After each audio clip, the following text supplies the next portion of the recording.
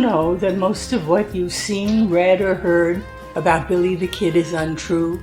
My name is Gail Cooper. I'm a medical doctor and forensic psychiatrist. My specialty is murder case consultation for the defense. For 20 years, I've used my expertise to uncover the real Billy the Kid. Researching over 40,000 pages of archival documents and books, I've written the revisionist history. It's shocking, it's liberating, and I've written books demolishing the hoaxes, hijacking the history. My talks will share with you what I've found. Cover-ups, misinformation, and fakery, to use Old West lingo, will bite the dust.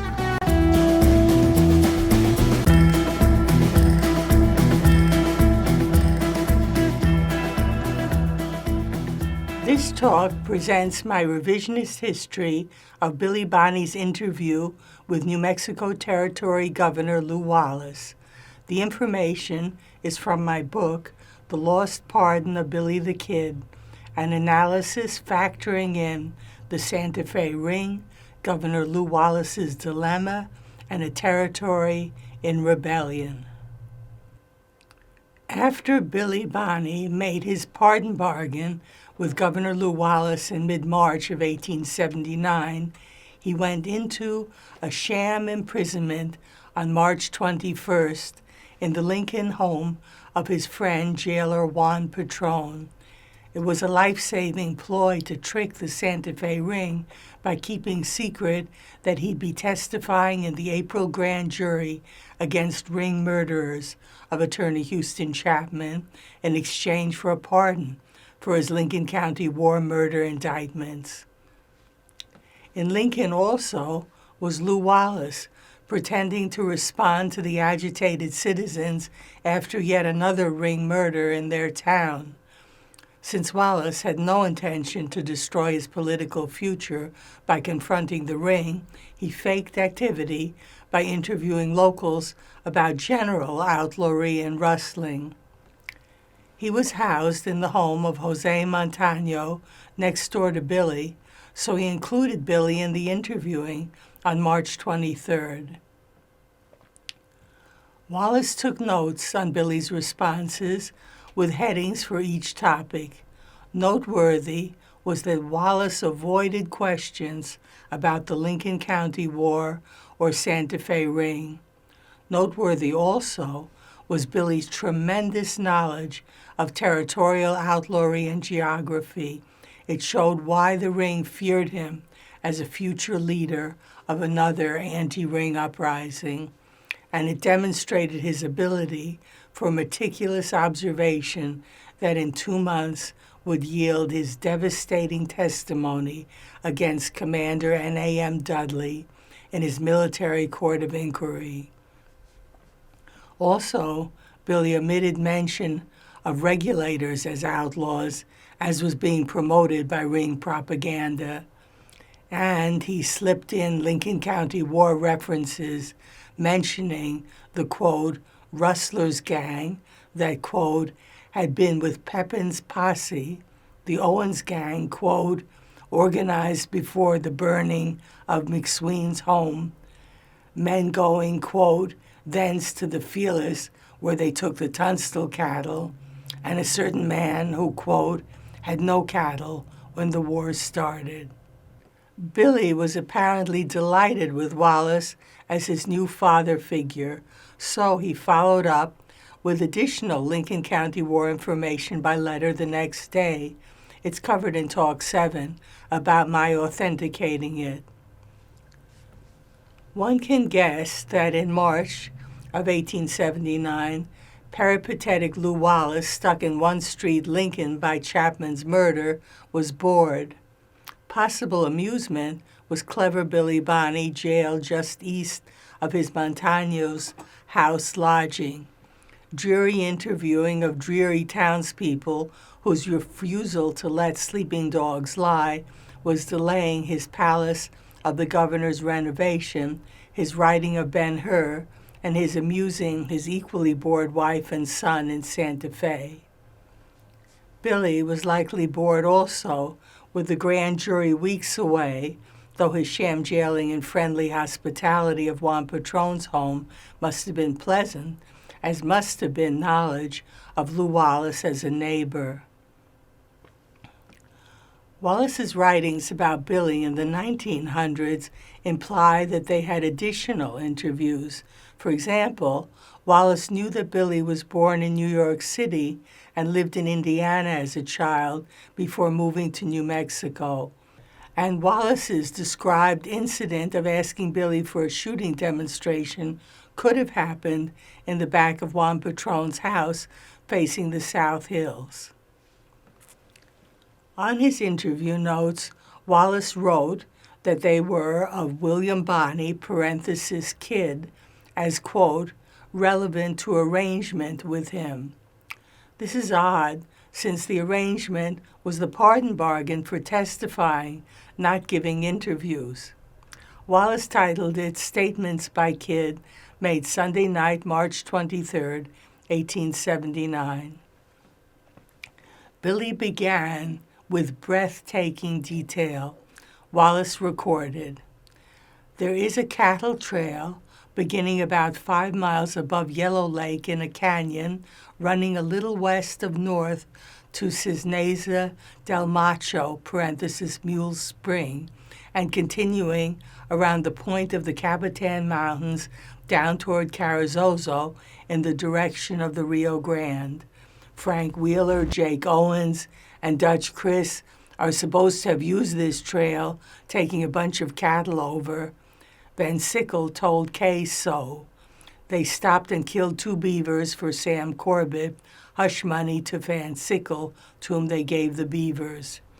Van Sickle also said the Owens-Wheeler outfit, mentioning Chris Labdesser using this trail for about a year, but that lately their horses had given out, and of 140 head which they started to work, they had only got through with 40.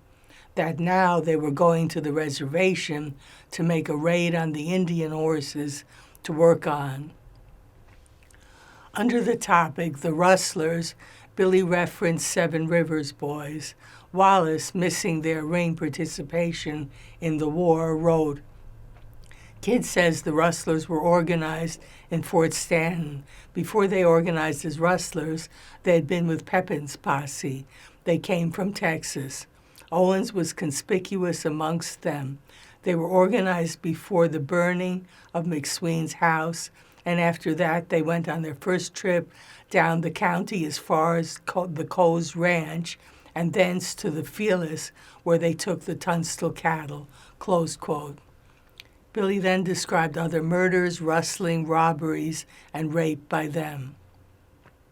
Under the topic Shed's Ranch, Billy referenced a ring-eyed holding camp for rustled stock. Wallace quoted him, "The trail used going from Seven Rivers to Shed's was round the southwest part of the Guadalupe Mountains by a tank on the right hand of the trail. From Shed's, the drives would be over to Las Cruces." Billy mentioned Jesse Evans and his gang member, Frank Baker, who he said was killed, omitting that he and the regulators killed him when Baker fled arrest for Tunstall's murder. Cattle were described as sold to a butcher in Las Cruces. Under the topics Mimbres and San Nicolas Spring, Billy cited outlaw and rustling gangs. Under the topic the Jones family, Billy was quoted, came from Texas, used to keep a saloon at Fort Griffin. The family consists of the father, Jim Jones, John Jones, boy about 10 years old, a girl about 13, and the mother. Marion Turner lives with the family, and he killed a Mexican man at Blazer's Mill just to see him kick. He had no cattle when the war started. That ended Wallace's interview notes. It was not until June 23, 1900, in the Indianapolis Press, that Wallace mentioned a shooting demonstration by Billy during this period, which he calls the confinement. It was in an article titled General Wallace's Feud with Billy the Kid, when the general was governor of New Mexico and Billy Bonney was the most dangerous Western outlaw. The event was titled Billy's Secret in Revolver Shooting. The location was fictionalized as Santa Fe, as were Billy's escape risk and clustered guards, as was Billy's gun aiming advice. So the whole incident may have been made up, but it shows Wallace's ongoing fascination with Billy. He wrote, "It was during this confinement that the kid gave the most phenomenal exhibition of shooting I have ever witnessed. I sent word to the jail to have him brought to my office. 'Billy,' I said, 'I am told you are a phenomenal shot. I wish you would give me an exhibition of your skill.' 'With pleasure, Governor. Have my pistols brought.' 'Here's a pistol, and a good one.' A violinist always wants his own bow, though another might be better. I want my own pistol.' His pistol was brought, and we took him out into the big open court. I ordered his chains taken from him. The guards whispered to me, 'For God's sake, Governor, do you know that you are giving him your life or his escape?' I knew that I was the last man in New Mexico Billy wanted to kill, for I was the only man that could give him a pardon. The guards stood with their weapons in their hands, ready to defend themselves. Billy spied a small Boston bean can in the court. He ordered a guard to throw it high as he could. The can sailed in the air. Without taking aim and seemingly without concern, he fired at it. The bullet passed through the center. 'Billy,' I said, 'there is a trick in that, and I want to know it.' 'Yes,' he replied, 'there is a trick. I put my index finger along the barrel, catch the trigger with my second finger, and say, "Why, look at that, Billy," and pointing unconsciously at it, pull the trigger." No matter what actually occurred, Billy wrongly thought that the interview cemented an alliance with Wallace. The next day, March 24th, he had delivered to Wallace a follow-up letter. It was on specially embossed stationery, which he got from jailer Juan Patron. Only its last page exists, and it's signed only Billy, as Billie. It shows not only that Billy spelled his name that way, but that he wanted to add Lincoln County war events to his information on outlaws. Since the stationery was in folio form, meaning folded like a greeting card, sadly missing might be at least 4 more pages. What is present in its 2-sided last page indicates that Billy hoped to enlist Wallace in the anti-ring crusade. Referenced is James Dolan, no longer having the Pecos cow camp, Jesse Evans's gang, the rustlers selling cattle to merchants John Riley and James Dolan for their beef contract to the Mescalero Indian Reservation, the Seven Rivers Boys rustling from John Chisholm's herd, the killing of Seven Rivers rustler Robert Beckwith when the McSween house was burning down in the war, Robert and Wallace Ollinger as being in the Seven Rivers rustling gang, the Regulators' Mescalero Indian Reservation encounter with Buckshot Roberts, and blaming Sheriff George Pepin for recruiting Seven Rivers boys by threatening that if the war was lost, Chisholm would take back his rustled cattle. Unbeknownst to Billy, the chilling backdrop to his efforts was Lew Wallace's sadism and hypocrisy. In his Ben-Hur, which he was then writing, Wallace had a scene that may have been inspired by his power over Billy. He had his hero, Judah Ben-Hur, unjustly enslaved, being offered a pardon by the galley ship's slave master named Arius. But Arius adds, "Perhaps I do but play with thee." And on March 21st, with Billy in sham arrest, Wallace had also written to Secretary of the Interior Carl Schurz, snidely ridiculing him as a random imprisoned outlaw whose popularity with locals showed their debasement. He wrote, "A precious specimen nicknamed the Kid, whom the sheriff is holding here in the plaza, is an object of tender regard." Close quote.